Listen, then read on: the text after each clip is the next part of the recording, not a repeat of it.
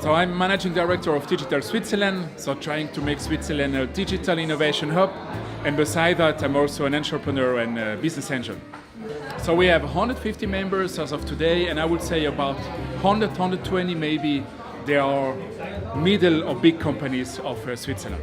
We have different meetings during the year, of course. We have executive committee, we have steering committee, but maybe the most important one is the General Assembly, which will take place this year for the first time during the Swiss Startup Days on May 28th in Bern. The biggest event, or one of the biggest in Switzerland during the year for startuppers. Myself as a startupper in the previous years, I was always there.